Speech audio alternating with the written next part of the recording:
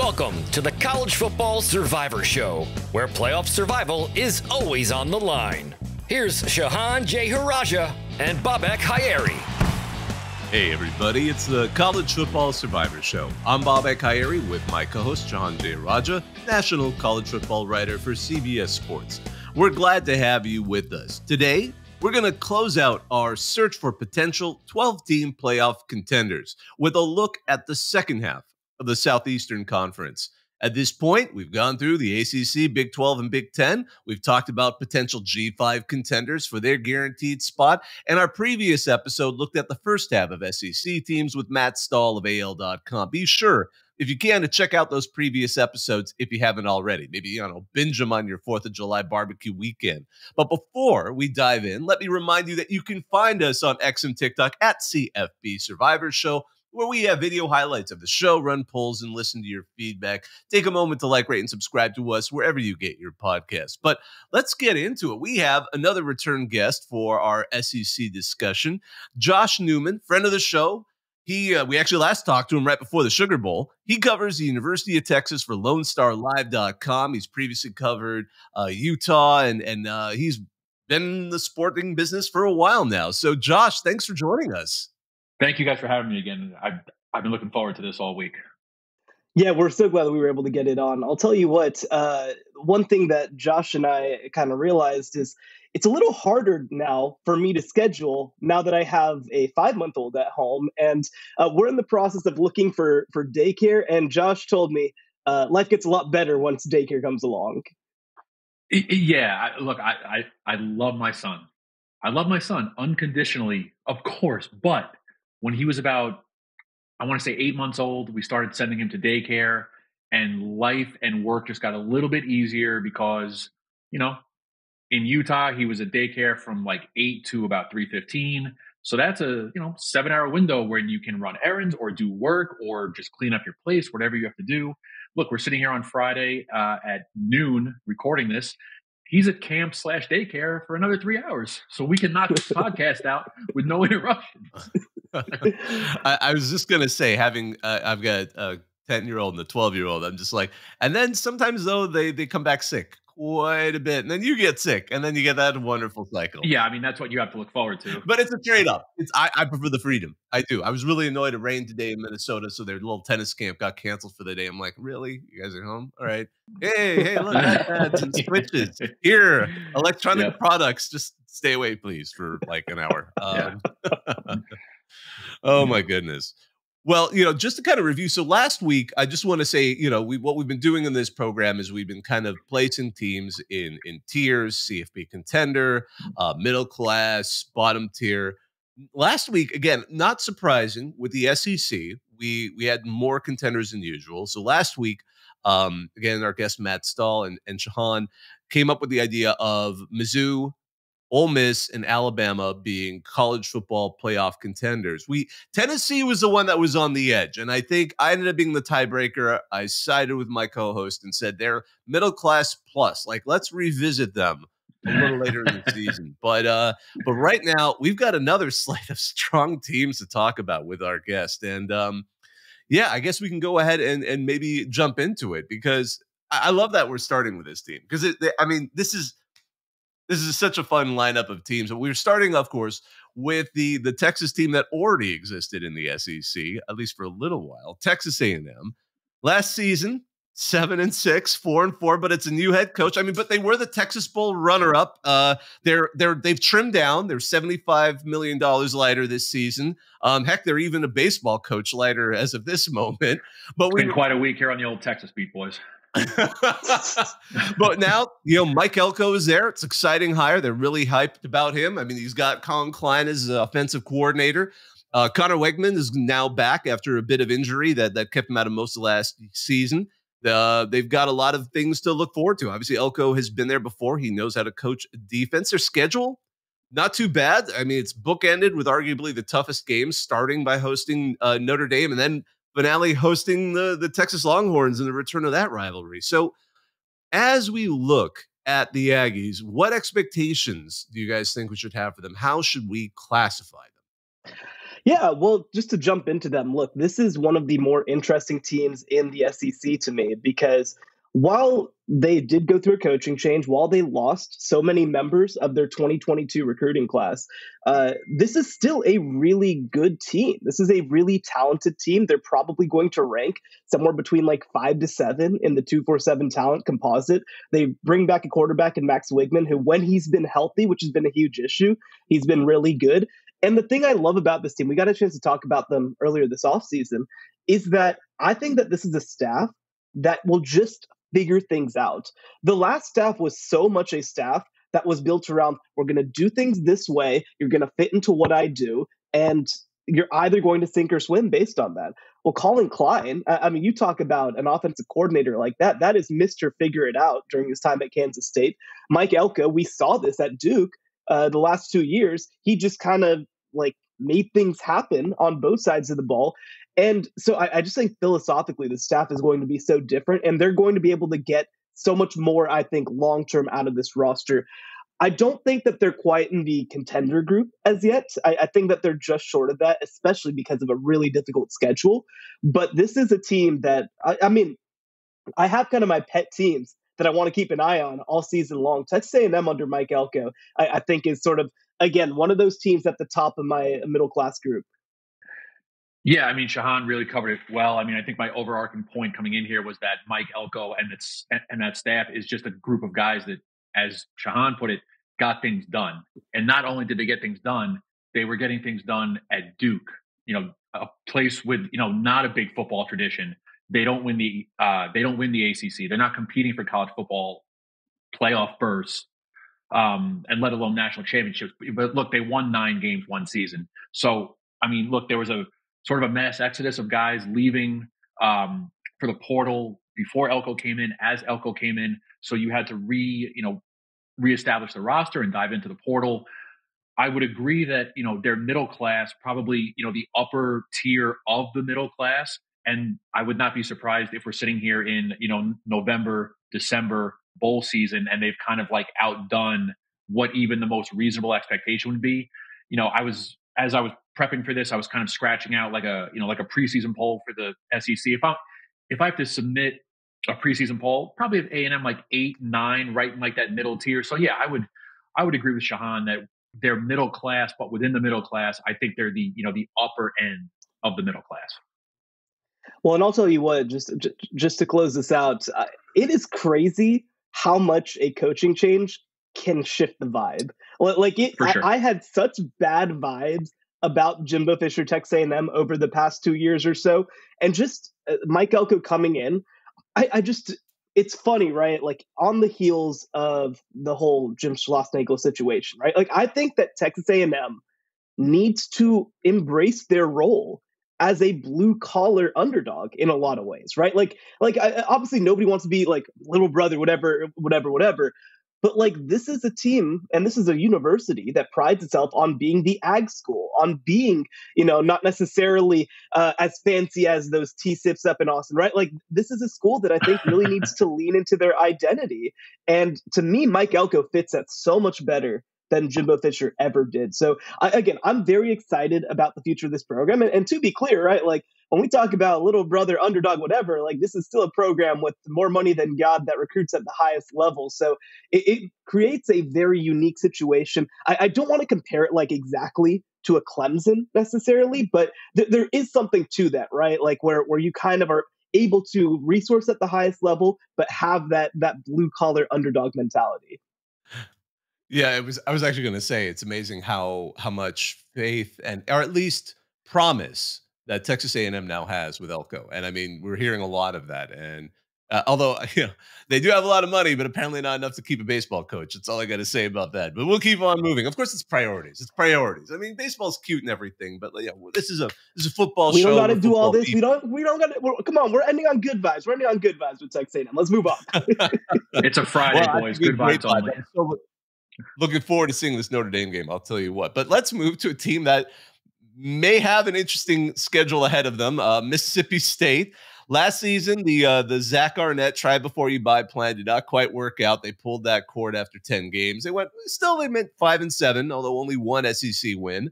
Jeff Lebby they were able to get him away from Oklahoma. He's now a first-year head coach there. Very few returning starters, very low returning production, although I'm not sure how bad of a thing that's going to be. They've got quarterback Blake Shapen from Baylor coming in. They've got some other transfers, but that schedule, the non-conference isn't too bad, although going to Arizona State might be tricky because depending on where Kenny Dillingham has them. Bringing Toledo is always risky because they're a MAC team that can have a habit of taking out some of the lower tier teams in the P4. But then, oh my goodness, they get to be the Texas welcome party going to the Longhorns to open up the Longhorns SEC schedule. They're going to Georgia. Texas A&M coming to them. They're going to Neyland Stadium. They're hosting Mizzou. And then, of course, they got that Egg Bowl. Where do we place the Bulldogs here?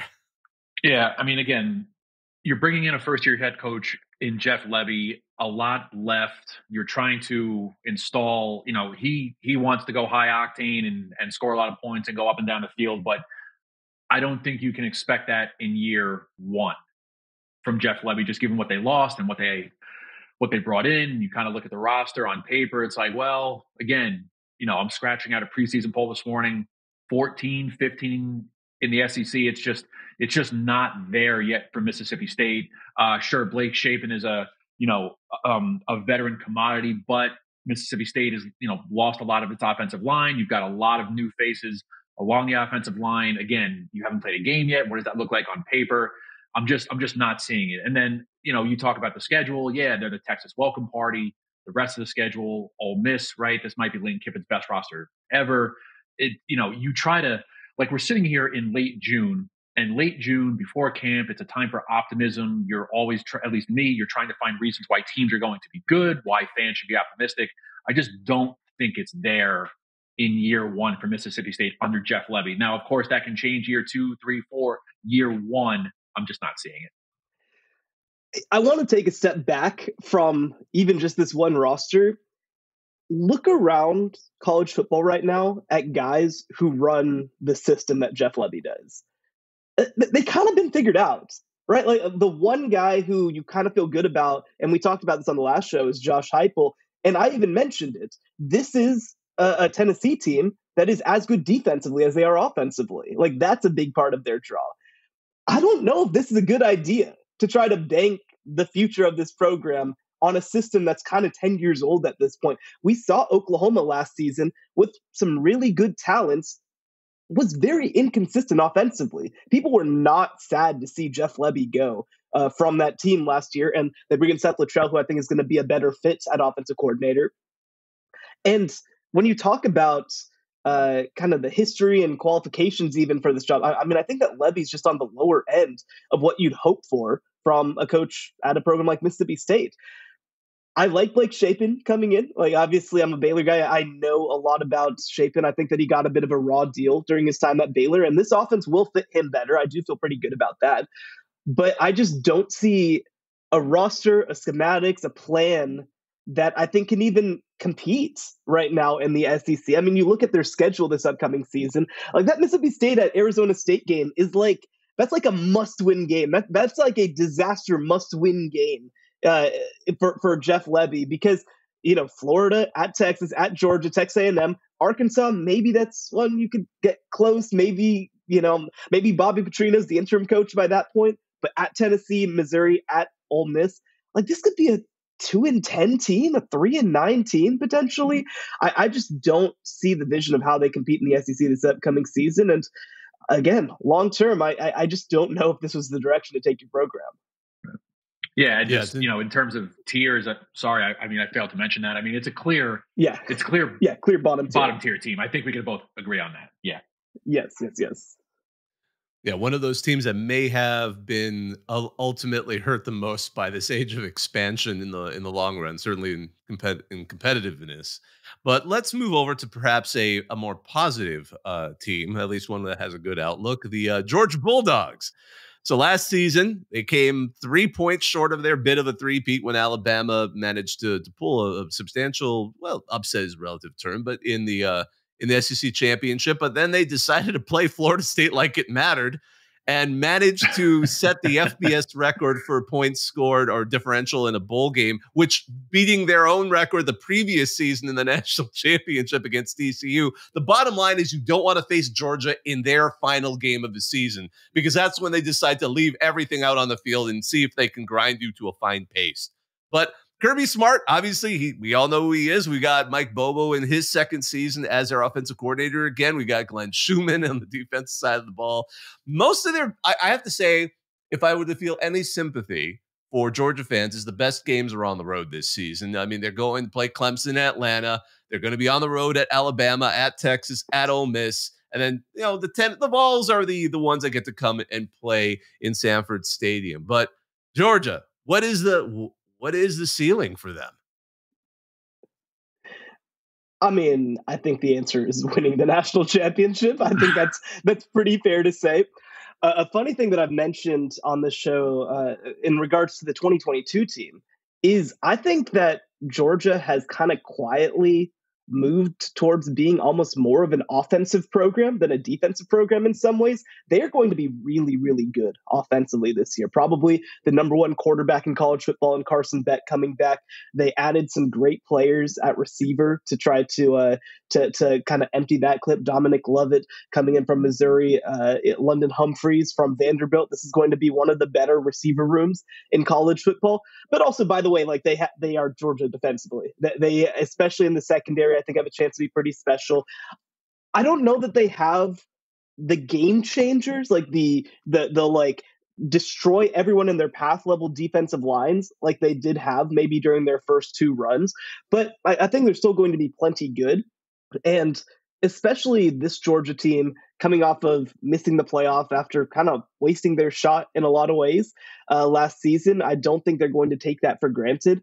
And yeah, I mean, look, the schedule is very difficult. I could absolutely see them losing one. It's possible that they lose a second game somewhere along the way, but 10-2 so comfortably gets them into the college football playoff. And even if they're the 11th seed, like I do not want to be playing Georgia in the first rounds.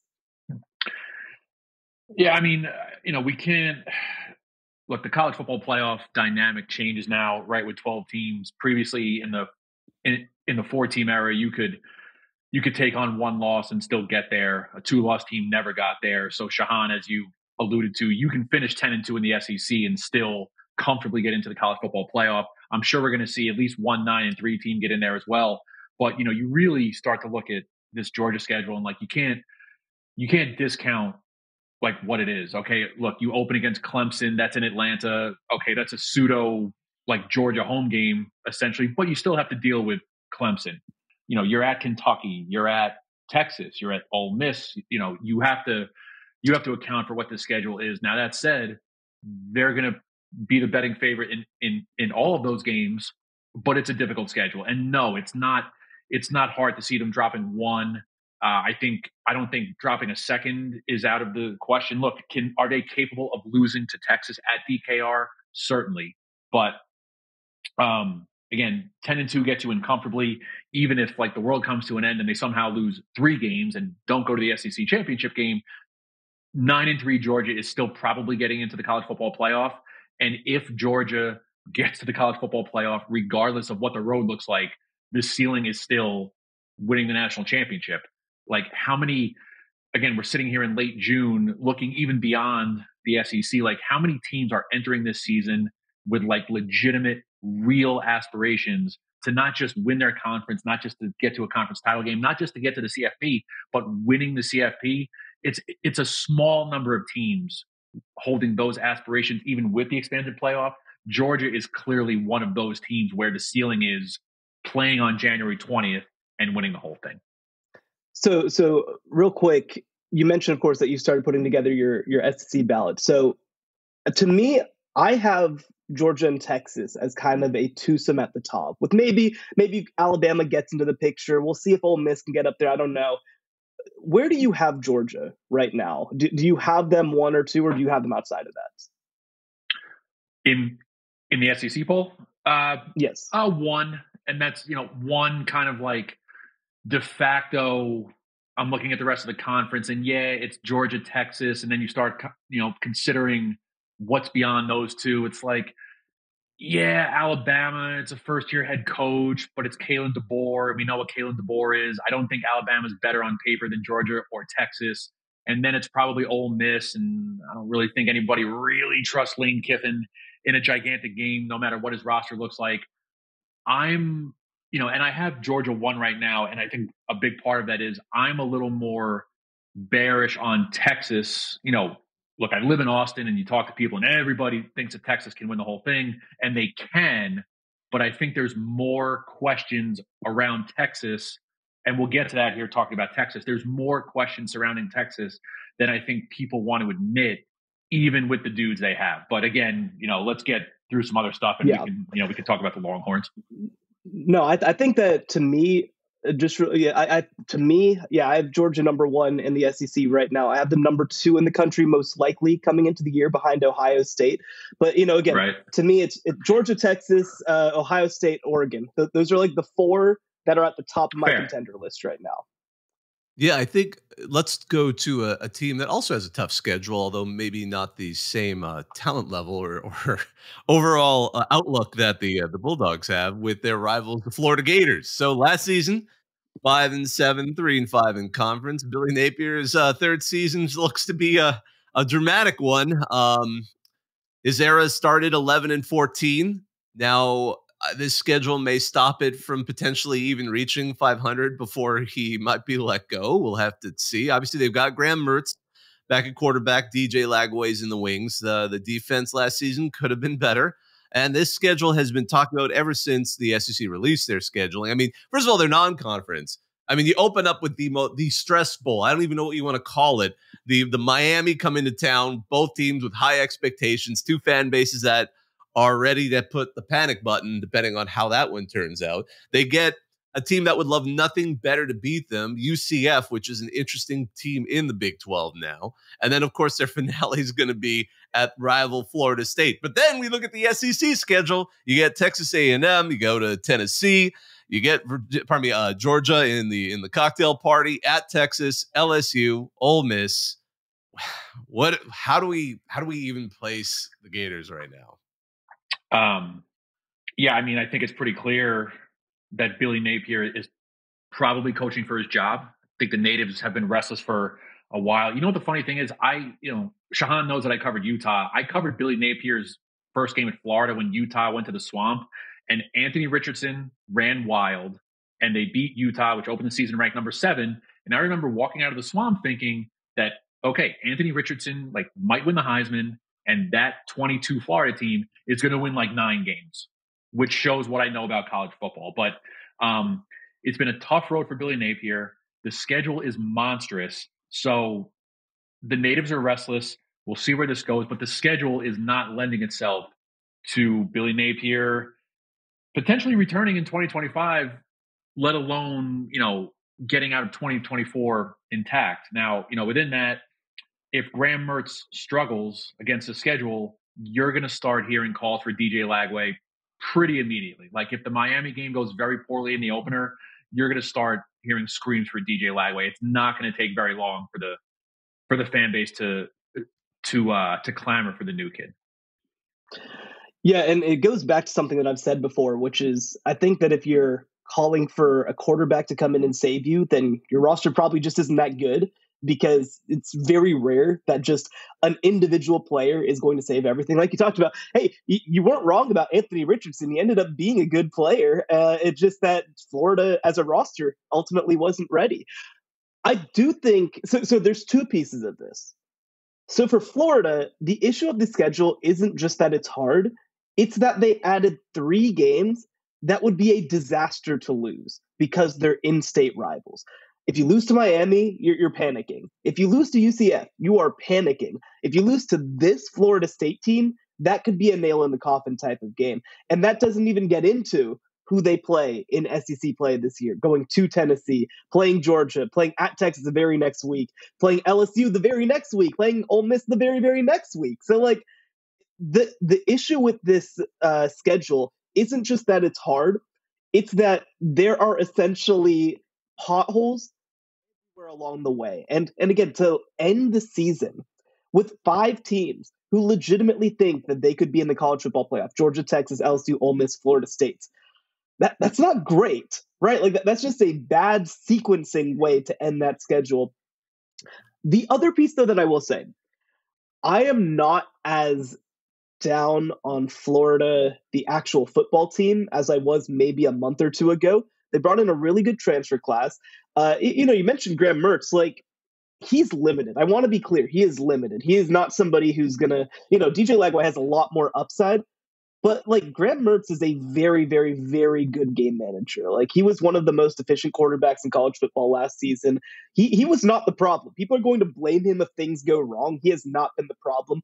The thing that has to change is defensively. They just have to be better at the point of attack. They made some staff changes on that side of the ball that I think will end up being a big upgrade for them. They did bring in a good recruiting class that I'm going to be curious, if any of these guys are able to come in and contribute. The one that I think you have to be looking at most is LJ McCray, the top 5 national recruit on the defensive line. So, like, I think they have options and pieces there. But again, it's going to be, I actually had this conversation in a funny way about Neil Brown last year at West Virginia, where I'm just like, I just feel like the first 7 weeks, I don't think he's going to survive that. Because if he does, then okay, maybe you feel okay about it. It's kind of the opposite with Billy Napier. If he's able to build up some goodwill early, maybe then you feel okay about, like, well, you only went 1-4 in your last 5 games because just the schedule was that hard. So I think that Billy Napier is still in trouble. I think that it's probably not going to go the right direction, but this is a middle-class team to me. But like, they're going to be right on that 5-6 line, I think.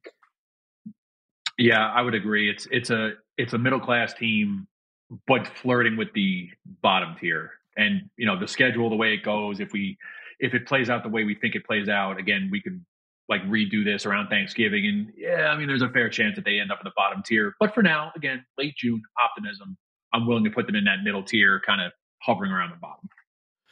Well, when we get back from this break, we will break down the final 4 teams in the SEC. Not necessarily the final 4 who are going to make the very top, but here on the College Football Survivor Show. The College Football Survivor Show, where playoff survival is always on the line. Okay, so next on the docket is a team with a really kind of interesting situation in the coaching ranks, only because I can't remember the last time a coordinator got so much attention on whether or not he might end up being the interim head coach by the end of the season. The Arkansas Razorbacks. So Sam Pittman's seasons recently haven't been going that great. Last season was 4-8 with only 1 SEC win. And then they decided to make a change on offensive coordinator and bring in Bobby Petrino's coming back. So we're going to see how that goes. And to be fair, they brought in an interesting transfer quarterback from Boise State, Talon Green. Has impressed so far in the spring. They've got some good receivers back from last season for him to throw to. A tight end, Luke has come back as well. And they've got a Utah transfer running back in there to also kind of shore up that offense and give them something. The non-conference has got actually an intriguing match at Oklahoma State, because these schools are not that far apart. Stillwater and Fayetteville are quite close to each other. And then their schedule, they've got that. I still never fully understood the Southwest Classic implication of playing Texas A&M in the Dallas-Fort Worth area, but that's coming back. They've got Tennessee, LSU, Ole Miss, and Texas all at home, and then the finale at Mizzou. How do we place the Razorbacks? They're not in a great position right now, right? Like, I think that when you bring in Bobby Petrino back to this program after the way he left it the last time, I think that's a pretty good indicator. And a big part of this season, fundamentally, is just about how Sam Pittman's buyout is structured. And so the way that it works is that if he falls below 500 in his overall record since 2021, so they don't hold the COVID season against him, then he's only owed 50% of his remaining contract. If he's over 500 since then he's owed 75% of his remaining contract. And right now, he's over because of that. So, like, this is going to be a race in some ways to how fast Sam Pittman can get below 500 since 2021. I just don't see any pathway to success for this team. Like you mentioned, They play Oklahoma State in the non-conference. That's a game that I expect them to lose. And again, like, especially in this SEC, you cannot afford to be losing non-conference games. You just can't. There's just too many losses on the schedule without it. And then they go at Auburn, play A&M, like you mentioned, at Jerry World, which this is basically just like a Jerry Jones pet project. He just loves being able to leave his penthouse and come watch it in his stadium. Tennessee, LSU, at Mississippi State, again, that's like, if you don't win that game, then like maybe you're going winless in SEC play potentially. Ole Miss, Texas, at Missouri, like, it's not great, man. Like, this was a program that had a lot of excitement around it for the last little while, and I just don't know that it's still there. The big question for me too is just fundamentally, have they done anything to fix an offensive line? This is a program coached by an offensive line coach, and they really had to hit the portal hard to just try to find options and guys to potentially come in and start. So I just don't see the vision here. I think that KJ Jefferson to Taylor Green is probably a downgrade overall at quarterback. So I don't know, man. Like, we talked about Billy Napier being on the hot seat. I really just don't even see a pathway to how Sam Pittman is back after this year. I feel like it's more likely that he does like the Ed Orgeron thing where he's like, all right, I'm just gonna step down and hang out, and like, I still love Arkansas. I don't really want to be anywhere else. I'm just gonna enjoy my hog statue in my yard and just like be a super fan. I mean, it's a bottom tier team, clearly. And as I'm doing my prep work, like, my first note that I'm looking at is, what is Sam Pittman's buyout? Like, I need to look up what Sam Pittman's buyout is. And it's fascinating, Shehan, as you said, it goes by the overall record, 50%, 75%. I think we're all going to learn exactly what this buyout is before this season is out. I think that's the number one, like, overarching thing with Arkansas, is that this thing is not going in a positive direction. And look, no college football fan base is patient, but Arkansas fans tend to be less patient than most. But in terms of actual football, yeah, Taylor Green is probably a downgrade from KJ Jefferson, and then you factor in the offensive line. It's going to be a long season. I really hope that if Sam Pittman gets fired and Bobby Petrino takes over, I just hope we get some sort of updated meme of Bobby Petrino with the neck brace and the bruises and the skin all over his face for a new generation of the internet, because the meme game was very much in its infancy, if even around at all, during Bobby Petrino's first time around in Fayetteville. No, I think that we definitely should get an update on that. This is just the one thing that you maybe, like, if you're Sam Pittman, if you are able to get to like 5 wins and basketball season starts with John Calipari in November, maybe people just forget about you. Maybe people just forget that football season. Yeah, right. Maybe people just forget that football season's still going on. But it is crazy too, just like the money that they threw at, and this is a very proud basketball program, by the way. They won a national title, of course, in 1994 under Nolan Richardson. In some ways, like, I've had this conversation. I think that for a lot of these SEC schools that are not going to be able to compete, which, like, I don't think this is just a Sam Pittman thing. I think that Arkansas is going to struggle to compete in this conference. They're going to have to find other stuff to do, man. Like, Vanderbilt figured it out, right? They do the baseball thing. South Carolina, they're doing it in a big way with the women's basketball thing, right? So, like, Arkansas, maybe you got to be Kentucky. You just got to be a basketball school who plays football too, because I just don't know. Again, this is the fundamental issue, and we'll get into this with some other programs that we're talking about on this list. You can be a top 15 to 20 revenue producing football program in college football and be like 11th in the SEC. That's just the world that you're stepping into now. I will say, on a personal note, just as a college basketball guy who is now covering Texas, like, I'm very excited to experience Bud Walton Arena for the first time, and the renewal of Texas Arkansas. I've been told by friends for years. That place is going to be crazy.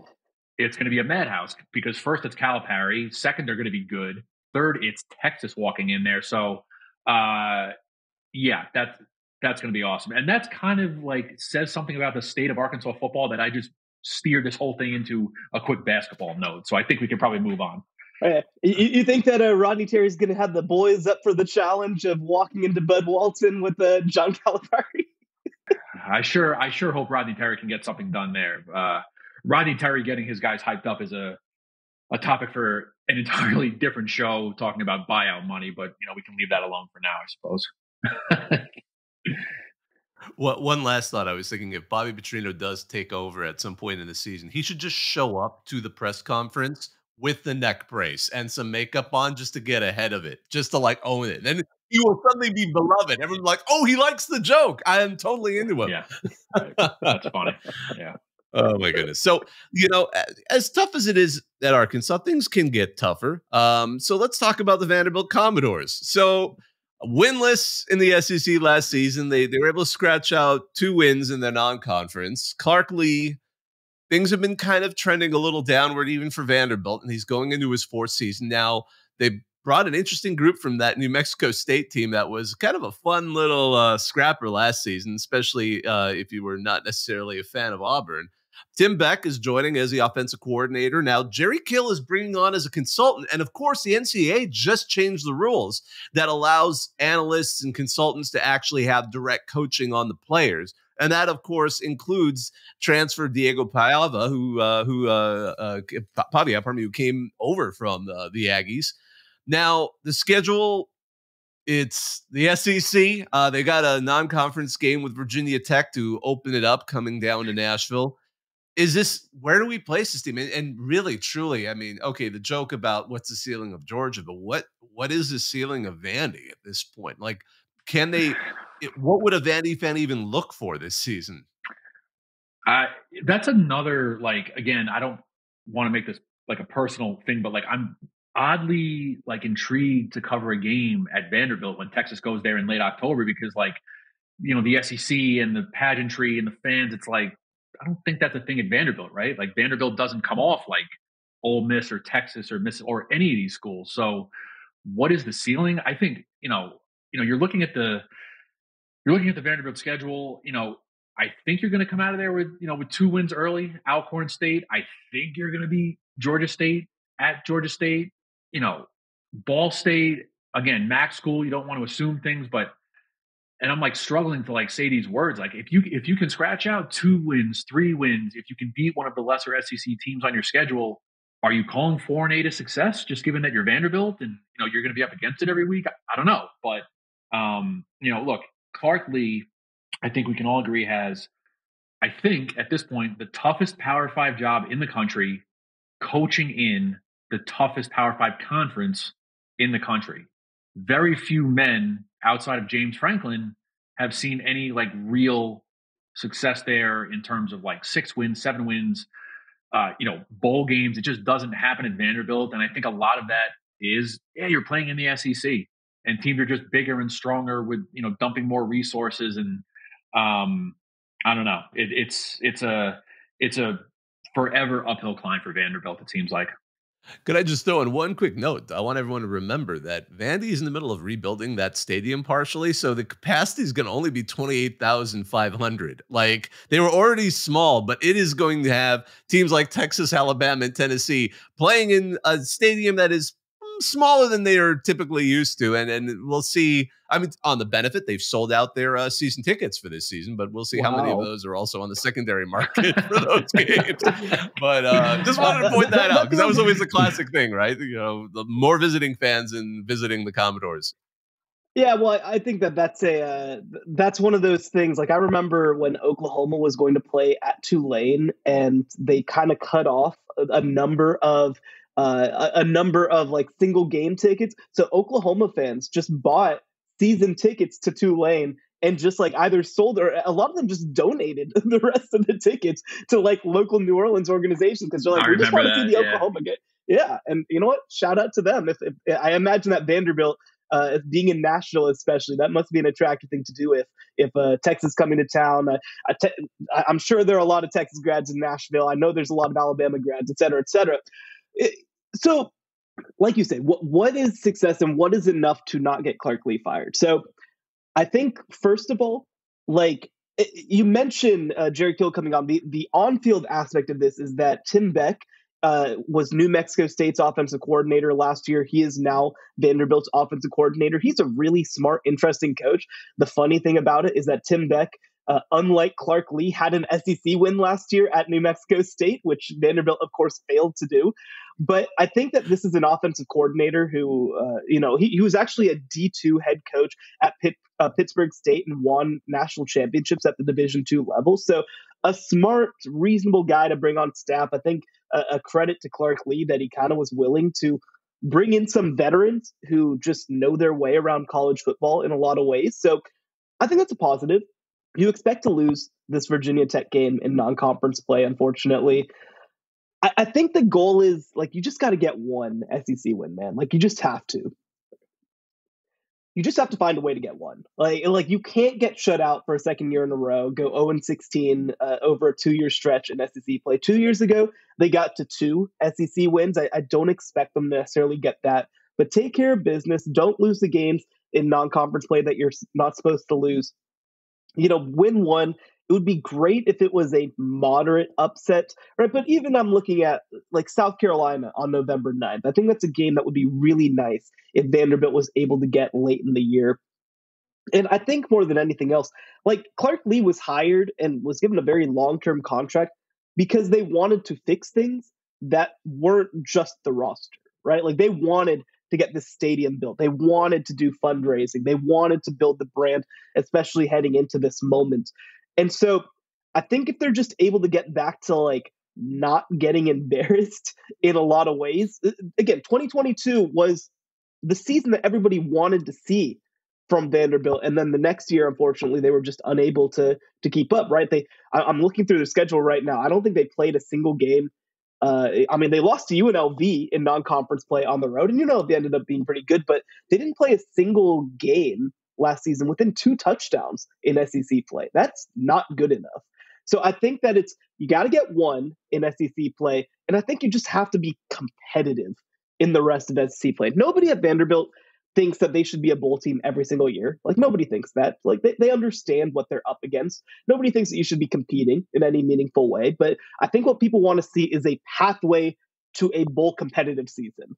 And if this is growth, I think that that's enough. And look, Clark Lee was a really interesting hire when it was made.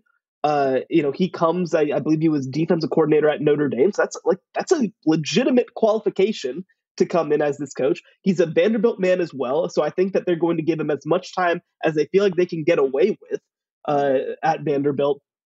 But you have to show something. If they go 2-10 again this year, which would be the 3rd time in 4 years they go 2-10, I think you have to start having hard conversations. But if he can get to 4, I think that easily buys him another year. Yeah, I have nothing to add. Honestly, that was, succinct and it covered all bases. Just not getting embarrassed would be a step forward. And maybe even if that does happen, maybe those hard conversations have to happen anyway at the end of year 4. But if you're not getting embarrassed and you can scratch out a small handful of wins, you're at least giving your administration something to think about instead of just automatically after game 12, you're done. Absolutely. And the other piece too is they've got a new basketball coach coming in because they were terrible last season under Jerry Stackhouse. Their baseball team had a down year last year. So listen, y'all, you got to do something. You got to do something. Right. Yep. Hey, they're getting smart there. That's what we know. At least you get your vanity education and all of this. Maybe that's why they're limiting attendance so that the students can just focus on studying. They had that game day where you're blocking the library sign. That's still one of the all-time greatest game day signs. That's funny. So let's move on now. Let's wrap up with the 2 new additions to the SEC, the teams that kicked off really all of this wild realignment that left us with the P4. Oklahoma to start off with. Last season, 10 wins, 7-2 in the Big 12. Apparently great enough to give Brent Venables a great extension here in his 3rd season. Seth Luttrell is now the offensive coordinator. They brought him in after obviously departed North Texas, where he was head coach. And, he is himself a Sooners player, having been a running back in the late 90s all the way to 2000. Now, can they improve season to season? We'll see. They've got a new defensive coordinator and 6 returning starters to work with. Dominic Williams came in from TCU late in that transfer window. That was an interesting one. They've got Jackson Arnold, a new quarterback to replace Dylan Gabriel, who's obviously now in Oregon. Oregon. Receiving core with Deion Burks and Nick Anderson. Their non-conference schedule isn't too bad because of all the shifting in coaches. They get New Houston with and New Lane. I don't even know what you would call them, Tulane, because of the movement over there. Now, the actual SEC schedule, first of all, they get an interesting greeting. Tennessee gets to go and play them to welcome them to the SEC. They've got the Red River rivalry. They've got at Ole Miss. And then they find the finale is actually kind of tough. I was looking at it. They get to go to Mizzou. They get Alabama coming in, and then they finish at LSU. So the Sooners, what should we think of them heading into this inaugural SEC season? They are one of the most interesting programs in college football to me right now. And not just for this upcoming season, but kind of big picture. I'm very curious in a second to get Josh's thoughts on this, because I think that my fundamental thing is I don't really know how it's going right now at Oklahoma. I don't know if it's working, because they won 10 games last year. Their schedule, I mean, we said this before the season. They had one of the easiest schedules in the Power 5 last year, just because of what the Big 12 gave them. And also because they canceled a non-conference game, I believe that was against Georgia, that would have made their schedule a lot more difficult. So they win 10, but also don't really beat anybody who matters at all along the way, other than their win against Texas, of course, which was a big rivalry game win. But it's just, again, I think you in some ways have to attribute that to crazy rivalry game stuff. And they've recruited at an incredibly high level. That's the piece that you have to love about it. When you look at the talent level on this roster, I think that our team over at CBS Sports just put out the newest blue chip rankings, or blue chip ratio rankings. And Oklahoma, since Brent Venables took over, has gone from 63% to 71%, which is a huge jump when you talk about transforming a roster. At the same time, I haven't seen a lot of the guys that Brent Venables has brought to campus actually produces yet. I don't know about their developmental track record right now. The best players on the team were holdover Riley recruits, right? When you talk about Billy Bowman, when you talk about Danny Stutzman.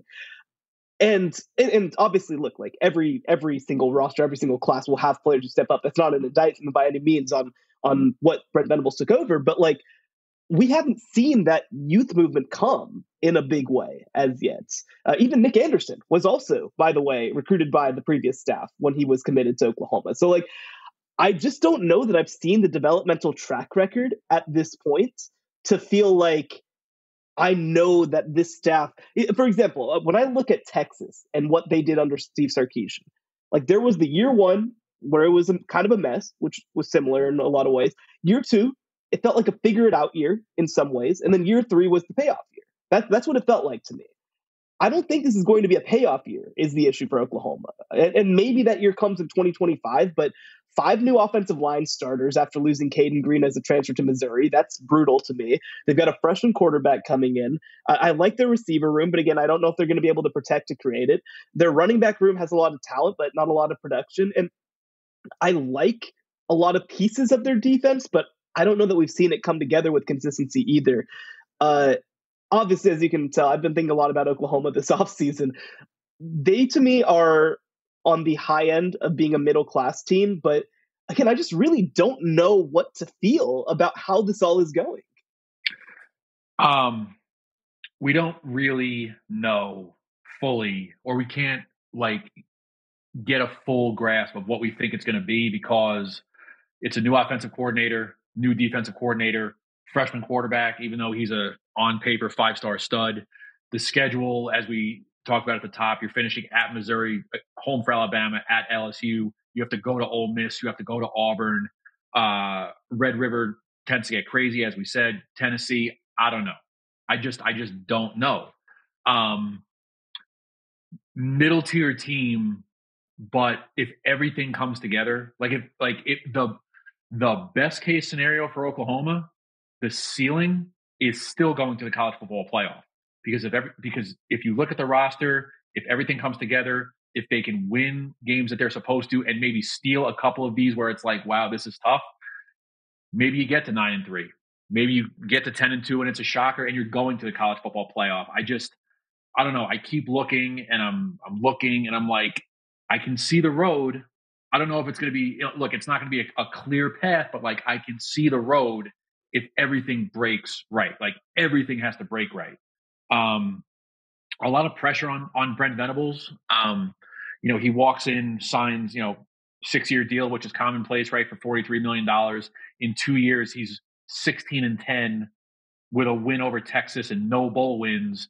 And they give him 2 more years. So now he's at 6 for 51.6. It's like there's a lot of pressure now to do something with this contract. Like they're buying it. It's not quite like Oregon, but almost like Oregon, where like Dan Lanning hadn't won anything. And then like everybody decided to give him all the money and put all the pressure on him. It's sort of like that, where like Brent Venables hasn't really done anything yet, but they gave him all the money and all the resources and the extra years. And so now it's like, okay, you have to go win something. I mean, yeah, that's kind of where I'm at. I can't fully make up my mind sitting here now, but like I can see the path if everything goes well. Well, sounds like Bobak is the deciding vote. Oh, yeah. I'm curious. Can he make Joe Cassione proud here? Can he make it work for them? I have to be honest. I think they're middle class this season. I think there's, because as we've gone through this, there's so many potential CFB contenders in the SEC that something's got to give somewhere. And we've got probably one coming up in our finale in all of this. So, with Mizzou, and just to run through real quick, like, I mean, it's like Tennessee at Auburn versus Texas. South Carolina's a win, but then at Ole Miss, at Missouri versus Alabama, at LSU. Like, the only lock on that schedule to me is versus South Carolina. Now, again, obviously they're not going to go 1-7 in conference play, but like, it's a pretty tough schedule. And I actually think I talked about this on the last show. That Tennessee game on September 21st, to me, is going to set the tone for both of their seasons. I think that one of these two teams probably does emerge as a potential college football playoff contender. And I think that, like, if Oklahoma has a bad showing in that game, this could spiral, right? Like this could turn into at Auburn, then ends up being a mess. The Texas game, you just never know. They got to buy it before that. So like, I don't think that you can take much of anything from that. Like at Ole Miss could be a loss, at Missouri could be a loss, versus Alabama could be a loss, at LSU could be a loss. Like there is nothing promised on this schedule. And certainly when you look forward, because like the other piece too, I think that a lot of Oklahoma folks would tell you like 2025 is really the year that they need to be contending in some way. But one thing that the SEC did as well was they kept the same matchups, just with home and road flipped for the next season. So they're going to get Alabama on the road in 2025. They're going to get LSU again. They're going to get, Ole Miss, of course, will be replacing a lot, but then you go to Tennessee instead, and they might be really good. So again, I just like this and Colorado are probably the two programs where I'm just like, I have nothing more to say about them. I just need to see like what happens now. I'm just so fascinated by them. Absolutely. Well, why don't we wrap up this lineup of SEC teams with the team that is, it's so funny because Oklahoma, I guess, for all their strength, will avoid the fact that everyone has a bullseye on them for whatever reason, because there's the glory. And it's hilarious because Oklahoma has been a dynasty of dynasties in its history. I mean, I'm old enough.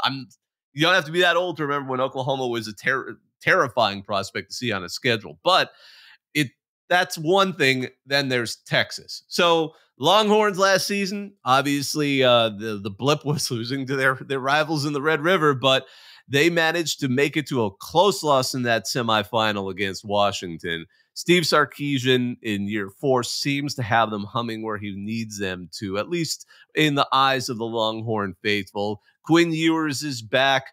They managed to reload their receivers quite well with Isaiah Bond, Silas Bolden, Matthew Golden, tight end Amari Niblack from Alabama. CJ Baxter returns.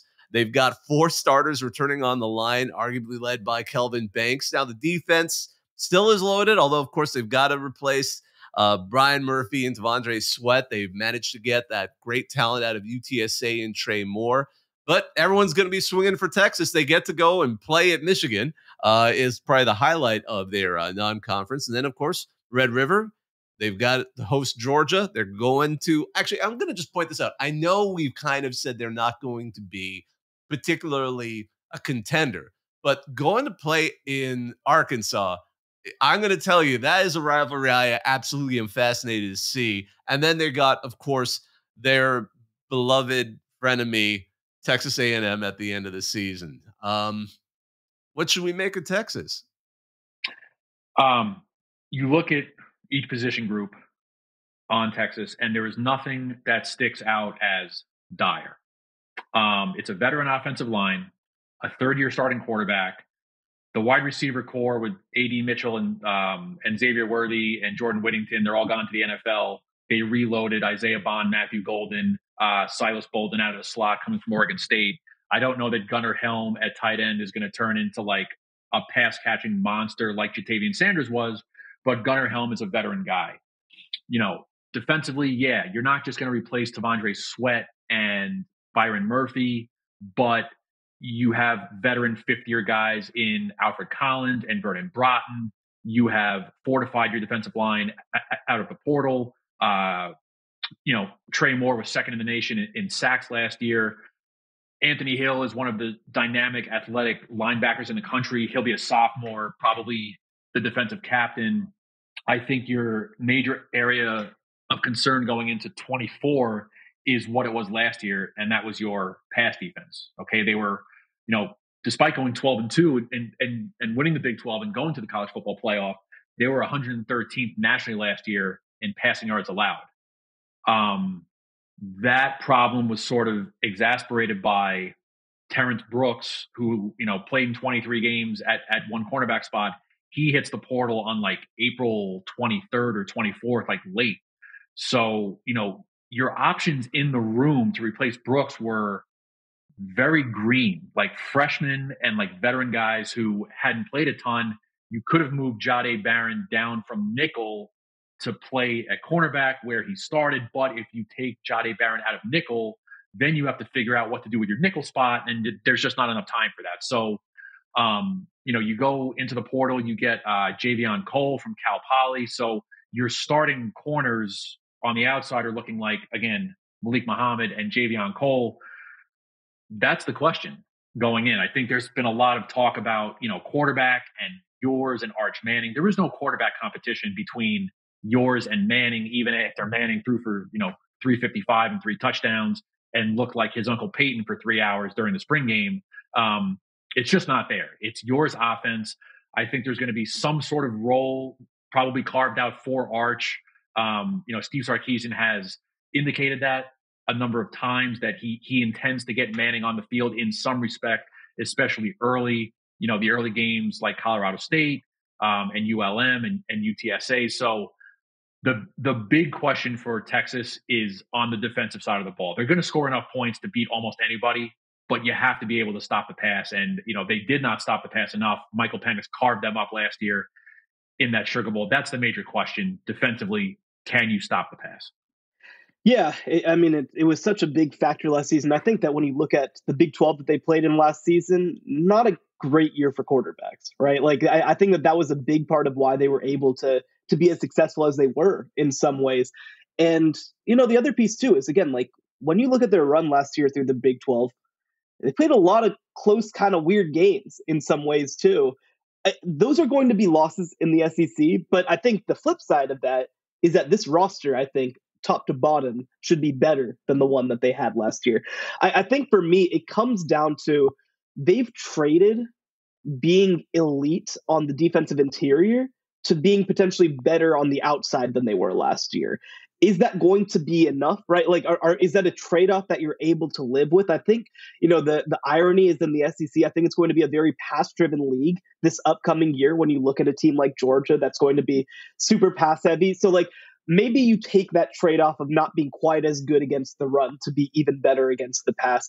Because I do think that when you talk about some of their issues defending the pass last year, they didn't create pressure at a very high level. They didn't get sacks at a very high level on the edge, especially. You talk about bringing in somebody like Trey Moore from UTSA. I think that he's potentially somebody who can just be a different kind of player than they've had the past couple of years. I said this earlier this offseason. I expected Alfred Collins to have the career that Byron Murphy ended up having. So I'm going to be fascinated to see him coming back for another year of eligibility. Can he transform into that guy? So Look, this is the kind of conversation, right? We had a little bit about Georgia, we had a little bit about Oregon, we had a little bit about Ohio State. We're talking about this team relative to other national championship level teams. Obviously, this team is a college football playoff contender.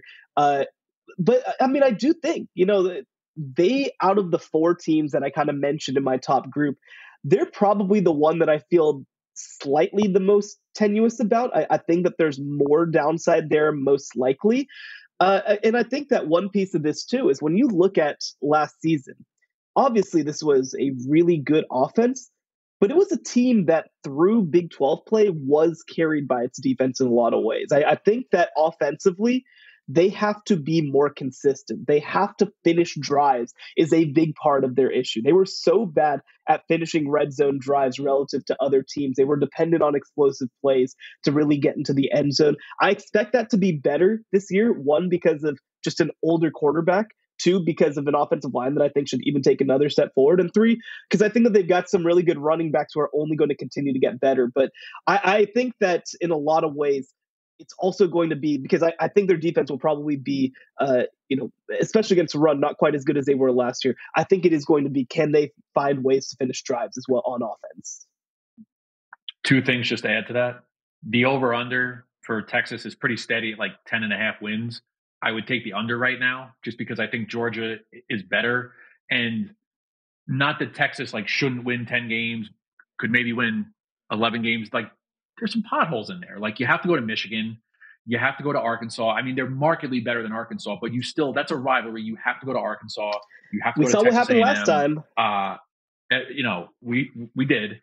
You have to go to Kentucky before Texas A&M. So, 9-3, 10-2. I think that's reasonable. And, I'll be fascinated to see, if a quarterback situation does arise, whether that be, look, Quinn Ewers has missed multiple games in each of the last two seasons with issues in each shoulder. Arch Manning is the guy, behind yours. So will we see Manning play, significant reps as a starter potentially? And look, if yours struggles versus Michigan, if they lose that game or if they win a tight one, you're going to start to hear some calls for Manning, which seems insane given the career that yours has had to this point. He hasn't been the mega top recruit superstar that we all thought he might be, but he was really, really good last year. But you've got this other really, really good kid behind him. I don't know that Texas has the best quarterback room in the country.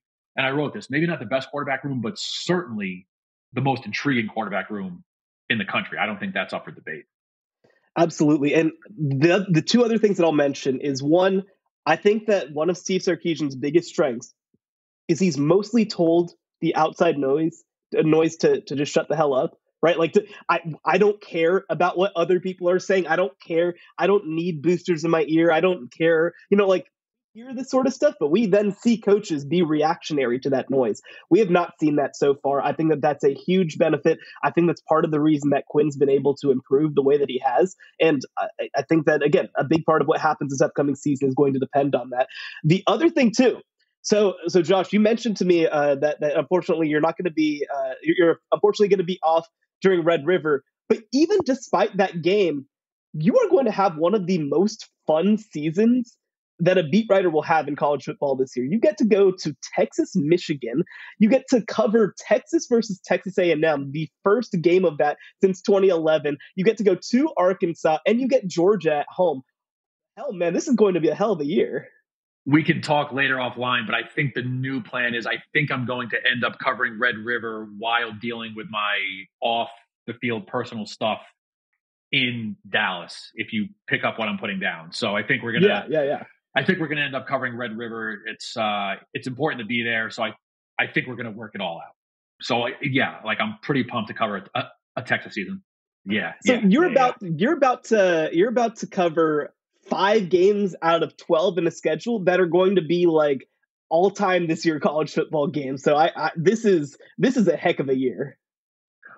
I covered the Chris Ash Rutgers days, and before that, FCS football at Monmouth. So we're talking about inside the last decade. My career has certainly taken some interesting turns here since the days of covering Monmouth and FCS Big South football. I love it. Well, before we actually kind of wrap this up, we'd love to know anybody, and this can be drawn from any player in the SEC. They don't have to be on the teams we talked about, but who is your best player in the SEC heading into this season? Shehan, please. Yeah, so for me, look, it's obviously a really, really big year, a really, really good year. I think that the direction that I lean, and by the way, I would have said before he left Alabama, I would have said Caleb Downs. Now he's at Ohio State, unfortunately. I think that my number one player might be the same one that Matt Stahl said last episode, and that's Luther Burden, the wide receiver at Missouri. They build so much of what they do around him, and I actually think in some ways it is harder right now to play wide receiver in the SEC than it's been in a very long time. Like I think you just look at the way that teams cover these days. They're playing a lot of three safety shells. They're playing a lot of 5 DB stuff. Like you really have to be good to create space and opportunity. I think that Luther Burden is kind of a throwback in some ways with just the volume that he's able to handle. He can get it anywhere on the field. I think he should be a top 5 to 10 pick in the upcoming NFL draft. So heading into the year, I would say that Luther Burden is my number one. Is James Pierce still at Tennessee? I think I'm losing my mind. Yeah. James Pierce is a game wrecker, and he's been a game wrecker, and he's been dominant. He's been a force. All SEC last year. Just a tremendous edge rusher, one of the best defensive players in the country. Long, athletic. Has like freakish tendencies. Has one of those like off the bus bodies, right? Just the eye test. That's what James Pierce is. So I don't know. When I was considering that question, like when you talk about best player in a conference, I think, and I consider myself Joe Average fan. I'm certainly not a football expert, but when you're asked the best player in a conference or a team, like you veer towards the quarterback position. But James Pierce kind of, to me, transcends that and overcomes, right? Like the quarterback bias. Like that's the kind of player he is, just a freakish, destructive edge rusher who, I think we can all agree is going to have another huge season. All right. Now, going from the best player, who do you think is the most underrated? I'm going to take us back to the state of Texas. And this is a player at Texas A&M who has broken the mold in a lot of ways, and that's Torian York, the linebacker, a middle linebacker at Texas A&M. He's a sophomore who is a team captain. So when you talk about impact in terms of off the field, he's one of those players who has it, hailing from Temple, Texas, actually.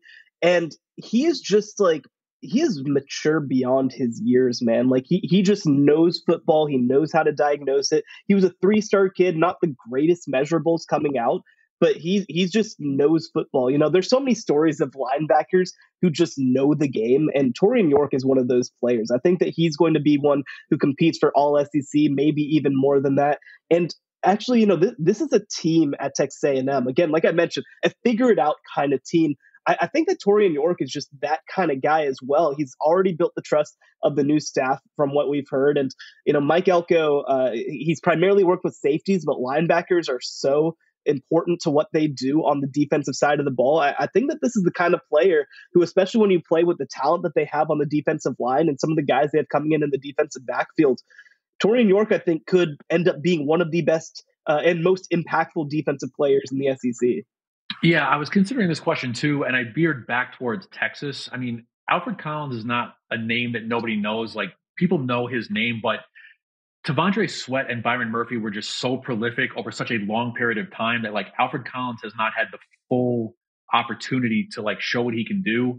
And I go back to, I was at the Combine in Indy a couple months back, and I was listening to Tavondre Sweat speak, and I forget what the question was, but he, like, turned it back towards like the defensive line and the future of the Texas D line without Sweat and without Murphy. And like Tavondre Sweat was very adamant that Alfred Collins is going to be a monster as a 5th-year senior, right? He's played in 40 some odd games.